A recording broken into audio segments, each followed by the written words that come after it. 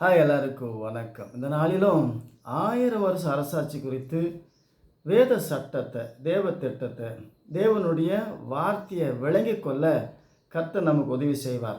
தேவதூதன் மரியா கிட்ட சொன்ன பொய். ஆகவே என்ன பொய் சொன்னா, எப்படி சொன்னா, மரியாள் எப்படி உம்முடைய வார்த்தையின்படி எனக்கு ஆகட்டும் என்று அதை ஏற்றுக்கொள்ள என்ன காரணம் என்பதை வேதத்திலிருந்து இது ஒரு 1000 வருஷ அரசாட்சிக்கு ஒரு மறைமுகமான வார்த்தை. ஆனால் நேரடியாக எடுத்துக்கிட்டால் மரியா கிட்ட தேவதூதன் சொன்னது பொய். ஆக அதை வாசிப்போம். லூக்கா சுவிசேஷம் 1வது அதிகாரம் 31வது வசனத்திலிருந்து. இதோ நீ கர்ப்பவதியாகி ஒரு குமாரனை பெறுவாய், அவர் இயேசு என்று பெயரிடுவாயாக. அவர் பெரியவராய் இருப்பார், உன்னதமானுடைய குமாரன் எனப்படுவார். கர்த்தராகிய தேவன் அவருடைய பிதாவாகிய தாவீது சிங்காசனத்தை அவர் கொடுப்பார். அவர் யாக்கோபின் குடும்பத்தார் என்றென்றைக்கு அரசாளுவார், அவருடைய ராஜ்யத்துக்கு முடிவிராது என்றான். இதான் தேவதூதன் மரியா கிட்ட சொன்ன பொய். மரியா அந்த வார்த்தை கேட்ட உடனே ஆச்சரியப்பட்டு, இது எப்படி ஆகும், புருஷனை அறியேனே, ஏன்னா ராஜா பிறக்க போறார். இது அரசனால் பிறக்கிறதில்ல, புருஷனால் பிறக்கிறதில்ல, இது தேவனால் பிறக்கிறது. தேவ ஆவி உன்மேல் நிழலிடும், நீ கற்பதியாகுவா. உடனே ஒரு ஆச்சரியம், உம்முடைய வார்த்தையின்படி எனக்கு ஆக கடவுது. ஏன்னா ராஜா பிறக்கிறார், யாக்கோபின் குடும்பத்தை என்றென்றைக்கு அரசாழ்வார். அவர் சொல்கிறாரு, தாவீதின் சிங்காசனத்தை அவருக்கு தருவார். அப்போ தாவீது சிங்காசனம் தெரியும், சாலமோன் ஆட்சி புரியும். ஆகவே என் மகனும் யாக்கோபின் குடும்பத்தாரை அரசாழ்வார் என்று இந்த வார்த்தையை கேட்ட உடனே ஒத்துக்கொண்டார். ஆகவே இது நேரடியான சொன்ன பொய். இன்னை வரைக்கும் யாக்கோபின் குடும்பத்தை இயேசு அரசாள்றாரா? இல்லை. ஆனால் உலகத்தையே அவர் தான் ஆள்றாரு. ஆவிக்குரிய நிலையில் இருந்து ஆள்றாரு. மாம்ச பிரகாரமாக இயேசு இந்த பூமியில் ராஜாவை இல்லை, யாக்கோபின் குடும்பத்தை அரசாளவில்லை, உலகத்துக்கே அவர் தான் ராஜா. ஆனால் நேரடியான இந்த பொய் சொல்லி தான் மரியாதை நம்ப வைத்தான். மரியா அந்த வார்த்தை கேட்ட உடனே, உடைய வார்த்தைக்கு நான் அடிமை, ஏன்னா ராஜா பிறக்க போகிறார். ஏன்னா பழைய ஏற்பாட்டு காலத்தில் இஸ்ரவேலுக்குள்ள 8 வயசு பையன்லாம் ராஜாவாக இருக்காங்க. அப்போ என் மகனும் ராஜா ஆக போகிறான். அதனால தான் 12 வயசில் ஒரு ஆலயத்தில் பேசும்போது ஆச்சரியப்பட்டாங்க. மரியா அவர் சொன்னதை ஆச்சரியப்பட்டு புரிஞ்சு கொள்ள, ஆனாலும் தனக்குள்ளே சிந்தித்து கொண்டு இருந்தான். ஆகவே அதனால தான் மரியா ஆவியில் நிரம்பி எப்படி ஜெபம் பண்ணுறா. அவருடைய ஜெபத்தை பாருங்கள். 47வது வசனம், லூக்கா சுவிசேஷம் 1 அதிகாரம் 47 வாசிக்கலாம். என் ஆவி என் இரட்சகராகிய தேவனுக்குள்ளே கலிகூறுகிறது. அவர் தம்முடைய அடிமையின் தாழ்மையை நோக்கி பார்த்தார். இதோ இது முதல் என்றென்றைக்கும் எல்லா சந்ததிக்கும் என்னை பாக்கியவதி என்பார்கள். வல்லமையானது மகிமையானது எனக்கு செய்தார். அவருடைய நாமம் பரிசுத்தம் உள்ளது. அவருடைய இரக்கம் அவருக்கு பயந்தவர்களுக்கு தலைமுறைக்கு உள்ளது. தம்முடைய பயத்தினாலே பராக்கிரமம் செய்தார். இறுதியை சேர்ந்து அகந்தவர்களை சிதறடித்தார். பலவான ஆசனம் தள்ளி தாழ்மை உள்ள உயர்த்தினார். பசி உள்ள நன்மையால் நிரப்பி ஐஸ்வர்யமுள்ள வெறுமையாய் அனுப்பிவிட்டார். தம்முடைய பிதாக்களுக்கு அவர் சொன்னபடியே அபிரகாமுக்கு ஒரு சந்ததிக்கு என்றென்றைக்கு இரக்கம் செய்து நினைத்து தம்முடைய தாசனாகிய தாவீதை ஆதரித்தார், தாசனாகிய இஸ்ரவேலை ஆதரித்தார். இந்த ஜெபம் எப்படி வருது பாருங்களேன். என் மகன் ராஜாவாக இருப்பார். அதனால தான் மரியா ஏற்றுக்கொண்டா, இல்லைன்னா ஏற்றுக்க மாட்டான். இப்போ தேவதூதன் இயேசு கிறிஸ்து குறித்து உனக்கு ஒரு மகன் பிறப்பார், அவர் சிறைவில் மரிப்பார், 3ஆம் நாள் உயிரோடு வருவார்.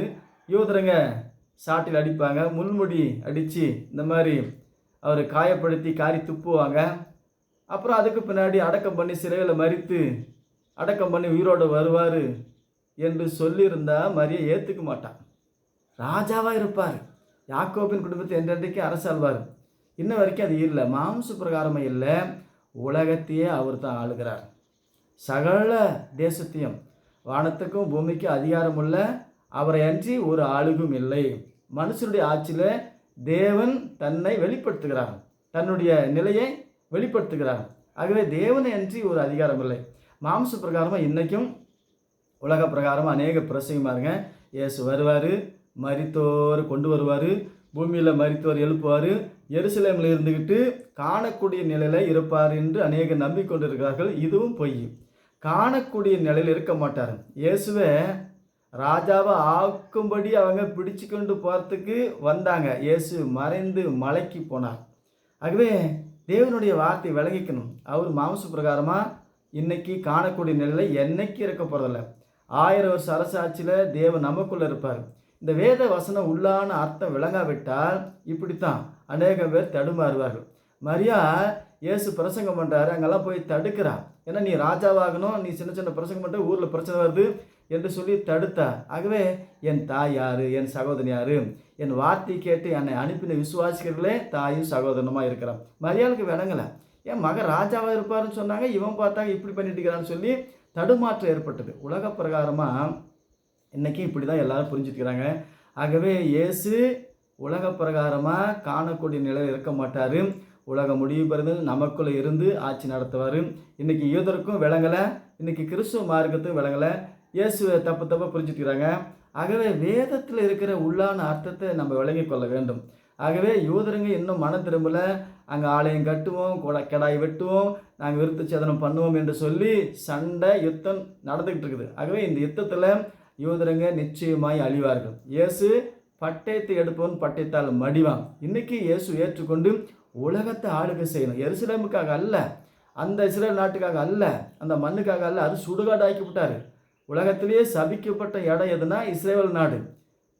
ஈப்ரு பாஷை பேசக்கூடாது. அந்த ஈப்ரு பாஷையில் பைபிள் எழுதலை, புதிய ஏற்பாடு எழுதலை. அந்த மொழி அழியணும், அந்த ஜனம் அழியணும். இயேசு கிறிஸ்து ஏற்றுக்கொண்டு விளையணும். ஆகவே இயேசு ஏற்றுக்கொண்டால் எல்லா பாஷையும் கற்றுக்கலாம். ஈப்ரு பாஷை மாத்திரம் அல்ல, கிரேக்க பாஷையில் புதிய ஏற்பாடு எழுதிட்டாங்க. அந்த ஈப்ரு பாஷை ஒழிக்கணும், அந்த ஜாதி ஒழிக்கணும், அந்த மதத்தை யூதர்களை ஒழிக்கணும், இஸ்ரேல் நாட்டை சுட்டெரிக்கணும்.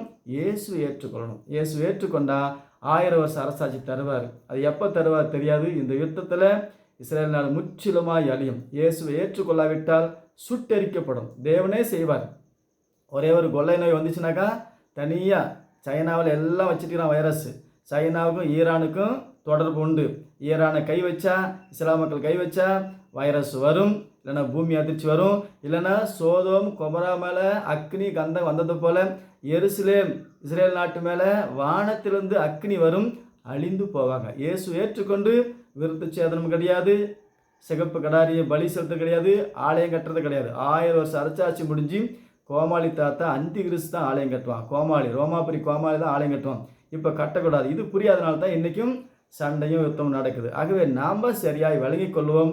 கர்த்தருடைய வார்த்தை விளங்கி கொண்டு புறஜாதியாக நம்ம 1000 வருஷ அரசாட்சி ரெடியாகும்.